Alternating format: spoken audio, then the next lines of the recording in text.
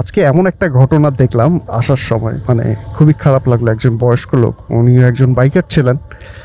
মানে আমাদের ওই জায়গাটার মধ্যে আসলে ছোটোখাটো গলিতে ওই যে ম্যানহোলের যে বড় ঢাকনাগুলো ওগুলো খুলে রাখা হয়েছে, যেহেতু মানে দক্ষিণখান এলাকায় এরকম পানি জমে প্রচুর, তো ওগুলা পরিষ্কার করতেছিল লোকজন। তো ওই সিমেন্টের যে বড় ঢাকনাগুলো ওগুলো খুলে রেখে এক সাইডে এমনভাবে রাখা হয়েছে, ওই জায়গাটা একেবারে মানে ছোট, খুবই ছোট একটা যাওয়ার জায়গা ছিল। তো ভদ্রলোক আর আসলে ওই জায়গাটাতে যাওয়ার সময় আসলে একটু ব্রেক করছে, অ্যান্ড দেন হচ্ছে পুরো সে একবারে ড্রেনের মধ্যে পড়ে গেছে।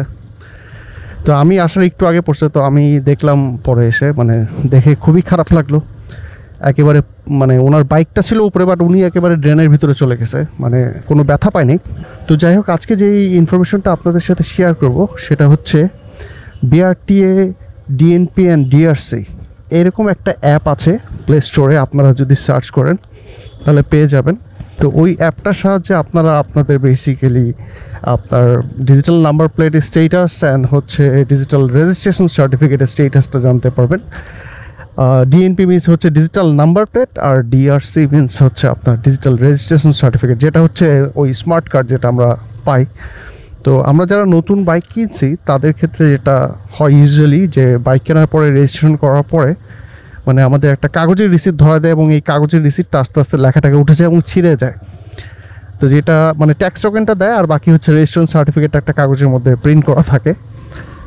তো এই অ্যাপটার থ্রুতে আপনারা স্টেটাসগুলো জানতে পারবেন। যখন আপনি ডিজিটাল নাম্বার প্লেটের জন্য এসএমএস পাবেন, ফার্স্ট একটা এসএমএস পাবেন, সেই এসএমএসে আপনার বায়োমেট্রিক করতে বলবে। তখন আপনি যে ফিঙ্গার দিবেন, ছবি তুলবেন, তো কিছু পেপারস নিয়ে যেতে হয় সেখানে, লাইক আপনার রেজিস্ট্রেশন সার্টিফিকেটের কপি, তারপর ট্যাক্স টোকেনের কপি, আপনার ভোটার আইডি কার্ডের কপিগুলো নিয়ে তারপর হচ্ছে বায়োমেট্রিক দেওয়ার পরে আপনার নাম্বার প্লেটটা হচ্ছে সার্কেলে চলে আসে। যদি আপনি এই অ্যাপটা ইনস্টল করেন প্লে স্টোর থেকে, এরপর দেখবেন যে ওখানে আপনার ডিএনপি আছে, যেটা ডিজিটাল নাম্বার প্লেট। ওই ডিএনপিতে আপনি ক্লিক করার পরে আপনার ঢাকা মেট্রো সিলেক্ট করতে বলবে। ঢাকা মেট্রো, তারপর হচ্ছে বাইক যদি হয় ঢাকা মেট্রো তাহলে সিলেক্ট করবেন, নিচে আরেকটা বক্স, এবং ল হলে ল।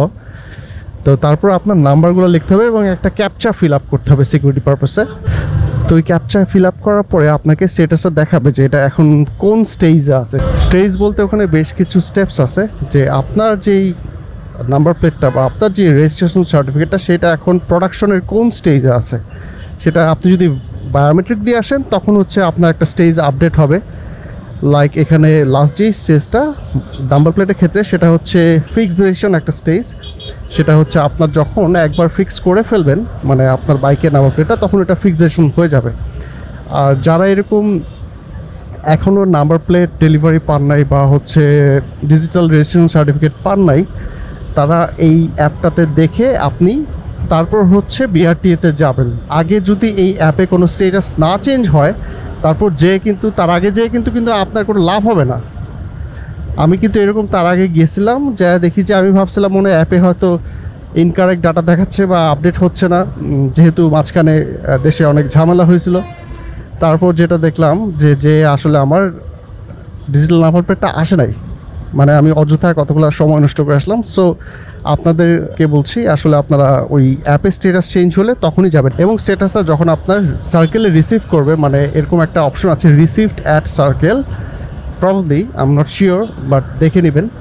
অ্যাপ খুললেই আপনারা বুঝতে পারবেন ইনস্টল করে। ওই সার্কেলে যখন চলে আসবে তখনই কিন্তু আপনি বিআরটিএতে চলে যাবেন, যেটা ফিক্সেশন করার জন্য, মানে আপনার বাইকে ইনস্টল করার জন্য। সেম ডিজিটাল সার্টিফিকেটের জন্য হচ্ছে সেম প্রসেস। ওটা আমারটা যেটা হয়েছে, আমি কিন্তু আমার ডিজিটাল সার্টিফিকেটটা এখনও পাইনি, মানে ডিজিটাল রেজিস্ট্রেশন সার্টিফিকেট এখনও পাইনি, কারণ ওটা এখনও প্রোডাকশন প্রসেসে দেখাচ্ছে। এরপরে হচ্ছে ওটা সার্কেলের কাছে পাঠানো হবে। এরকম পাঠানোর পরে সার্কেল যখন রিসিভ করবে তখন আরেকটা স্টেজ হচ্ছে পরিবর্তন হবে, মানে স্টেটাস পরিবর্তন হবে ওই অ্যাপের। তখন আমি হচ্ছে যাব ওইটা কালেক্ট করতে। যদিও আমার ডেলিভারি ডেট দেওয়া আছে ডিসেম্বরের 11 তারিখ পর্যন্ত, তো ওর ভিতরে যদি এটা স্ট্যাটাসটা চেঞ্জ না হয় তখন কিন্তু আমাকে বিআরটিএতে যে আমার ওই ডেটটা বাড়ায় আনতে হবে। আর আমি যদি এরকম ডেট না বাড়ায় আনি, যে লাইক আমার ডিজিটাল রেজিস্ট্রেশন সার্টিফিকেটের ডেট একটা দেওয়া আছে ডেলিভারি, এবং সেটা অলরেডি ক্রস হয়ে গেছে, বাট আমাদের দেশের যেই সিচুয়েশন, মানে আমাদের দেশের যেই মানে প্রসেস, সে ডিলে হওয়ার কারণে আমাকে কিন্তু সাফার করতে হবে। সেই ডিলে হওয়ার কারণে ডেলিভারি ডেট যদি মানে ফেইল হয়, তখন যদি আমি সেটা বাড়ায় না আনি তখন আমাকে কেস দিতে হবে। চিন্তা করেন ব্যাপারটা কীরকম, মানে তাদের প্রসেসের কারণে, তাদের সিস্টেমের কারণে জিনিসটা ডিলে হয়েছে, অথচ কেস খাবো আমি। সেম গোষ্ঠী হচ্ছে নাম্বার প্লেটের জন্য। মানে যদি আপনার ডেলিভারি আসতে দেরি হয়, না আসে, তখন আপনাকে যদি ডেট না বাড়ায় আনেন তখন আপনাকে কেস দেওয়া হবে। মানে এরকম কেস তো আমাদের কেন দেওয়া হবে? আমরা তো হচ্ছে একটা এক্সপেক্টেড ডেলিভারি ডেট পাইছি। এক্সপেক্টেড মানে কি, ওটাই তো কনফার্ম, এক্সপেক্টেড বলা হয় নাই। তো ওই ডেলিভারি ডেটে তো আমাদেরকে এটা দিতেই হবে। এই জন্য কি যদি কেস খাইতেই হয় তাহলে আমরা কেন খাবো? মানে এখানে তো আমাদের কোনো দোষ নাই। একটা জায়গায় যে বিআরটিএতে একটা জায়গায় যে নাম্বার প্লেট যদি না পান, তারপর সেটা ডেট বাড়ায় আনা, এত কিছু চেক করা, 2-3টা রুমে যাওয়া, মানে মানুষের তো আসলে খাওয়া দেওয়া অনেক কাজ আছে। মানে অনেক মানুষ, আমি যেমন আমার অফিস থেকে ছুটি নিয়ে যেতে হয়। তো আসলে এই ব্যাপারগুলো মানে স্ট্রিক্টলি মেনটেন করা উচিত। যখন ডেলিভারি ডেট দেওয়া হবে তখনই সেটা যাতে ডেলিভারি দেওয়া হয়। প্রোডাকশন হতে যদি 7 দিন লাগে number plate and digital certificate, তাহলে সেটা 7 দিন বলবে, বা দরকার হলে 2-3 দিন বাড়ায় বলবে, বা 10 দিন বাড়ায় বলুক। বাট হচ্ছে একটা ডেলিভারি ডেট দিয়ে সেই ডেটে ডেলিভারি না দেওয়াটা আসলে আনএক্সপেক্টেড। কারণ সবারই সময়ের একটা মূল্য আছে। বাট আমাদের দেশে এই জিনিসগুলো আমি জানি না কেন মেনটেন করে না বা ঠিক করা হয় না। মানে দেশ সংস্কারে হচ্ছে এইসব কাজগুলো থাকা উচিত। আর অন্যান্য দেশে যখন আপনারা দেখবেন যে নাম্বার প্লেট বলেন আর রেজিস্ট্রেশন বলেন, ওটা হচ্ছে আমি যতটুকু শুনছিলাম আমার একজন পরিচিত কাছ থেকে, 1-2 ঘন্টার মধ্যে পুরো হাতে কার্ড নিয়ে চলে আসে। যদি পাস করে তাহলে 1-2 ঘন্টার মধ্যে হাতে লাইসেন্সে কার্ড নিয়ে চলে আসবে, এরকম। মানে পরে আবার কার্ড, এটা আবার কী জিনিস? তো যাই হোক, আজকে এই বিষয়টা আপনাদের সাথে শেয়ার করলাম। আশা করছি আপনারা যারা নাম্বার প্লেট বা হচ্ছে ডিজিটাল রেজিস্ট্রেশন সার্টিফিকেট এখনও পাননি, তাদের জন্য আজকের ভিডিওটা একটা ইনফরমেটিভ ভিডিও হবে। আমি মোটামুটি অফিসের কাছে চলে আসছি। আশা করছি আমার ভিডিওগুলো আপনাদের ভালো লাগছে। Thank you so much for watching my videos.